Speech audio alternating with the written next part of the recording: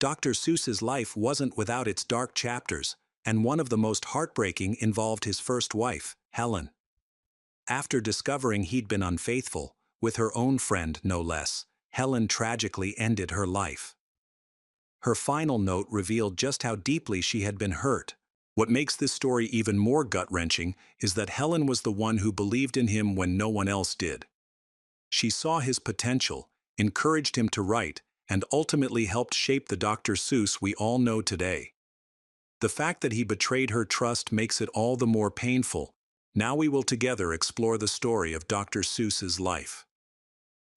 Theodore Seuss Geisel, better known as Dr. Seuss, grew up in Springfield, Massachusetts, in a family that owned a brewery.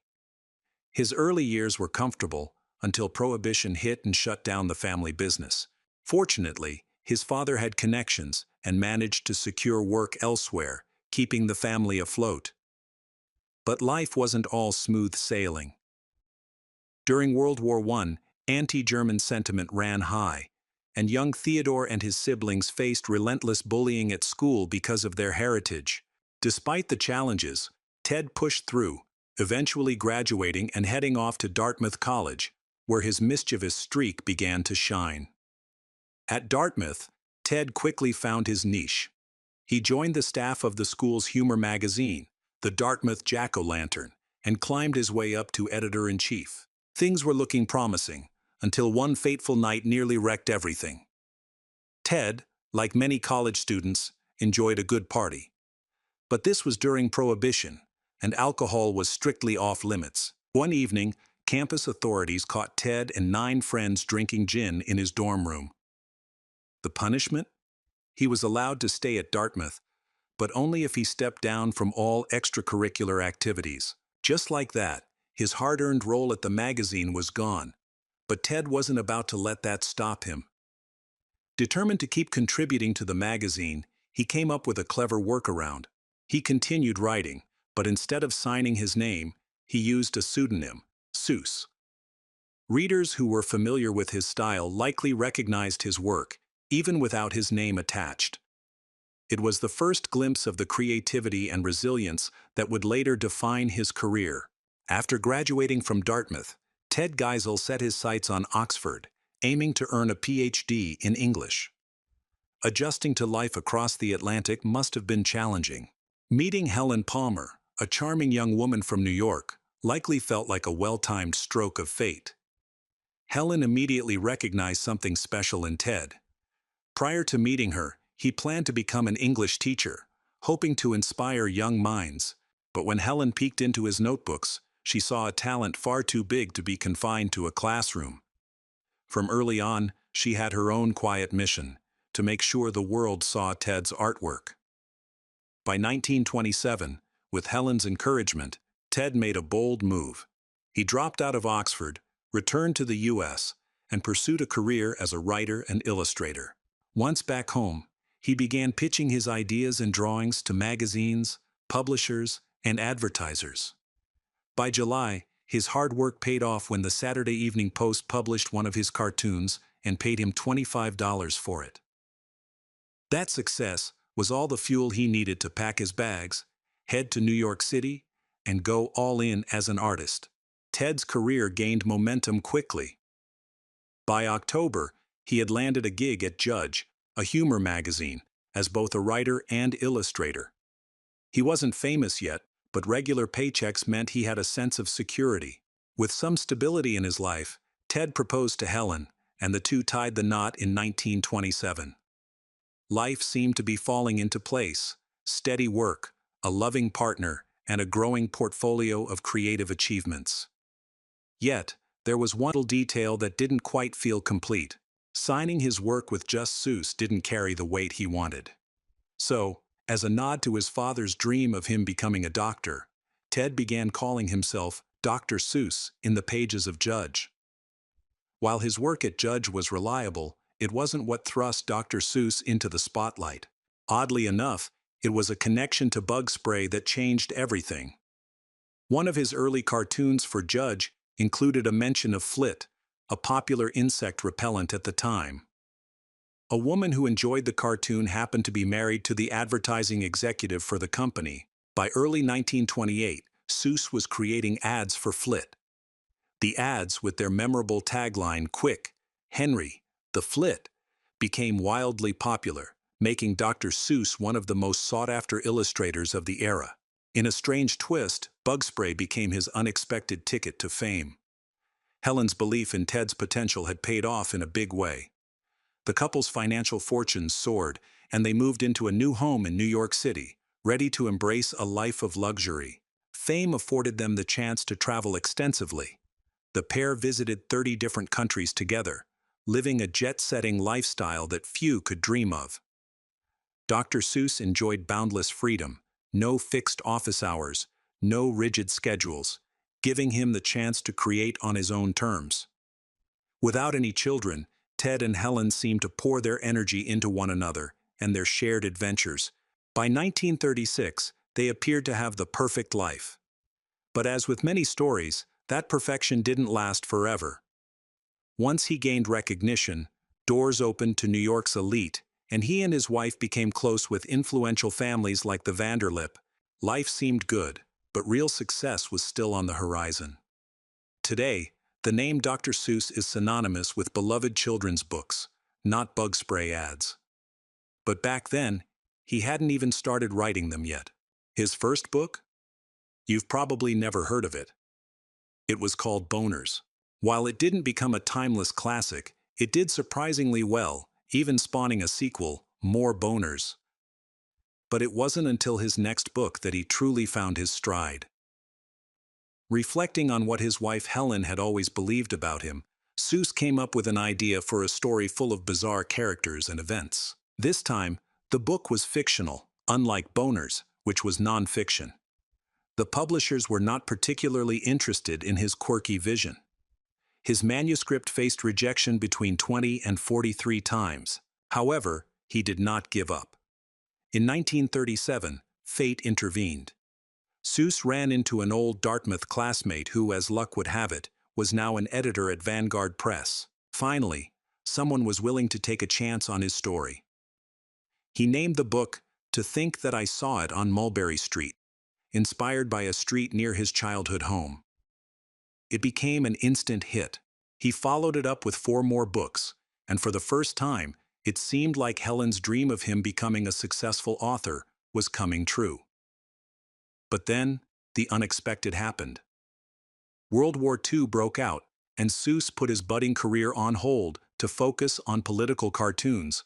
Over 2 years he created more than 400 illustrations, fiercely criticizing Axis leaders and isolationists like Charles Lindbergh, who opposed the U.S. entering the war. While many of his cartoons still resonate today, others haven't aged well. For example, some of his work perpetuates harmful stereotypes about Japanese Americans, portraying them as untrustworthy and dangerous. While Seuss denounced racism against Jewish and Black Americans, his tolerance didn't extend to all groups. One particularly troubling cartoon depicted Japanese Americans being handed explosives, implying they were enemies within. Before the U.S. officially entered the war, Seuss was simply a concerned citizen using his art to make a statement. By 1942, however, he took a more active role in the war effort. He enlisted but wasn't sent to the battlefield. Instead, he became the commander of the Army's first motion picture unit's animation department. Once again, his work often targeted the Japanese. For his contributions, including the creation of influential films, Seuss was awarded the Legion of Merit. One of his most notable works was Our Job in Japan, which later served as the foundation for the Oscar-winning documentary Design for Death. Dr. Seuss's path to becoming a household name was anything but straightforward. From rubbing elbows with the elite to facing countless rejections, and from creating whimsical books to producing wartime propaganda, his story is one of resilience and complexity. During World War II, Dr. Seuss was deeply involved in creating propaganda for the war effort. One notable project was Our Job in Japan, a film that presented a biased portrayal of Japanese culture, aiming to convince American soldiers that their Japanese foes were relentless and had to be defeated at all costs. Perhaps the grim realities of the war left Seuss yearning for a brighter chapter in his life, because shortly after the war ended, he and his wife Helen relocated to California. Maybe Helen saw this as a chance for a fresh start, but unfortunately, it marked the beginning of a difficult period for them. Having gained experience in filmmaking during the war, Dr. Seuss decided to try his hand at creating a movie for general audiences. The result was The 5,000 Fingers of Dr. T, a film bursting with the whimsical and surreal imagery you'd expect from Seuss. However, audiences weren't ready for something so out of the box. The movie flopped both critically and financially, so disastrously that Seuss never ventured into filmmaking again. Yet while his film career fizzled, his books were soaring to new heights. The 1950s proved to be a golden era for Dr. Seuss.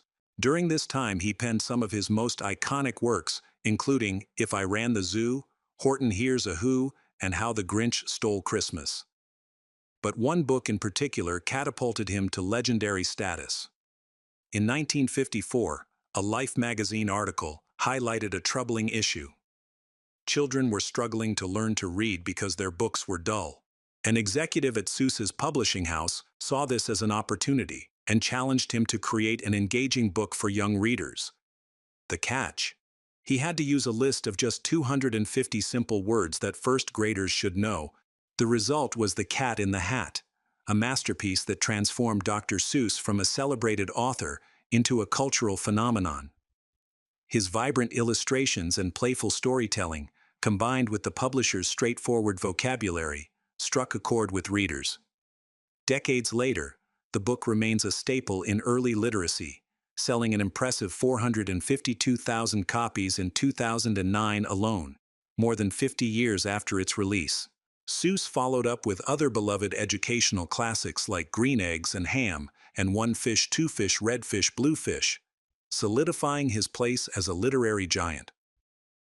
But while his career was reaching dazzling heights, his personal life was unraveling. Around the time The Cat in the Hat was published, Helen began to experience persistent health issues. Despite her unwavering support for her husband's career, her condition only worsened as the years went by. In 1967, tragedy struck. Helen took her own life, leaving behind a heartbreaking note that revealed her inner turmoil. She expressed feelings of failure and despair, writing about how she felt trapped in a downward spiral with no escape. Despite her deep love for her husband, she confessed that she couldn't imagine life without him and felt consumed by his success. Helen's death cast a shadow over Dr. Seuss's life, a stark reminder that even the brightest successes can be accompanied by profound personal struggles. It's no secret that Helen's death had a profound impact on Dr. Seuss. In the aftermath, he admitted to battling dark thoughts, even contemplating drastic actions like starting over entirely by burning down their home. But it wasn't just grief that consumed him. There was also an overwhelming sense of guilt for how his actions had affected her. Helen's final note carried a haunting message. She wrote that her departure might spark rumors, but he could explain it away by saying she was simply overworked. She reassured him that his reputation, both among his friends and fans, would remain intact. She even asked him to occasionally remember the happy times they had shared over the years. But why did Helen believe her death might stir up rumors? And what exactly was at stake for his reputation? The truth emerged after her passing, and it painted a complicated picture. Just 8 months after Helen's death, Dr. Seuss shocked many by marrying Audrey Diamond.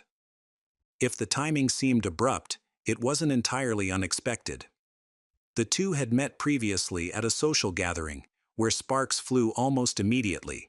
Dr. Seuss became captivated by Audrey, and the feeling was mutual. After Helen's death, they wasted no time making their relationship official. Dr. Seuss was fully aware of how it all looked, marrying Helen's friend so soon after her tragic passing. He even wrote to his friends, pleading for their understanding. He explained that, at 64 years old, marrying Audrey, who was 18 years younger, wasn't some impulsive or irrational decision. Instead, He described it as an inevitable step in his life. He asked them to trust him and his judgment. Their wedding was a private affair, and no friends were invited.